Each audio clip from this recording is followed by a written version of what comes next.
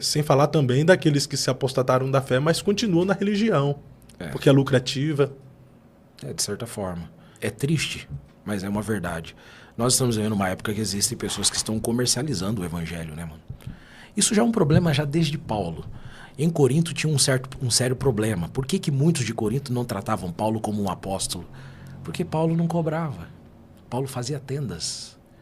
E Paulo não estipulava um valor, mas muitos falsos profetas, pregadores de filosofia, cobravam muito. E a igreja de Corinto gostava de injetar. E em Corinto, os maiores eram os que mais cobravam. Não é parecido com os dias de hoje? Parece que quanto mais cobra, mais está lá no top. Se Paulo estivesse nos dias de hoje, não teria muito valor diante de muitos, não. Como valorizar um cara que era baixinho, segundo John Stott, baixinho, cabeçudo, com as sobrancelhas avantajadas, as pernas sinuosas, com uma bolsa cheia de ferramentas para poder fazer tendas. E ele faz isso em Corinto já de forma proposital, a fim de que ele não perdesse o galardão, porque o Paulo se preocupava muito com a questão do galardão. Não significa que não é o direito do obreiro, porque daí Paulo escreve em 1 Coríntios capítulo 9, que aquele que planta uma vinha tem direito de comer do fruto, aquele que serve ao altar que também viva dele, mas Paulo abdica desse direito por causa de um galardão. Quem de nós abdica dos nossos direitos por causa do galardão? Então, muitos estão comercializando e às vezes nem crê. É uma coisa assim que, até esses dias eu estava pensando, como pode alguém pregar fé se ele não acredita pela fé que aonde ele vai receber pela fé a ajuda necessária pela fé? Não é verdade?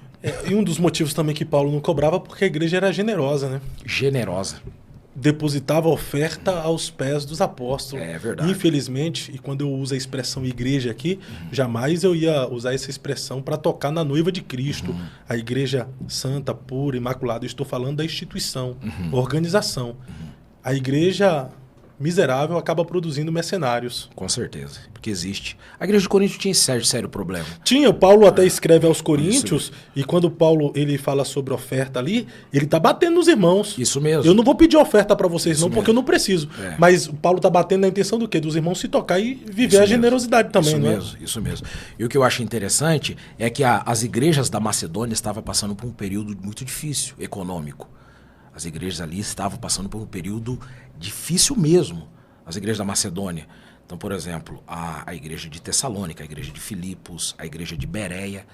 Mas um dos capítulos que mais fala sobre graça, salvo engano, está em 2 Coríntios capítulo 8, no capítulo 9, que está falando sobre a generosidade dos irmãos da Macedônia.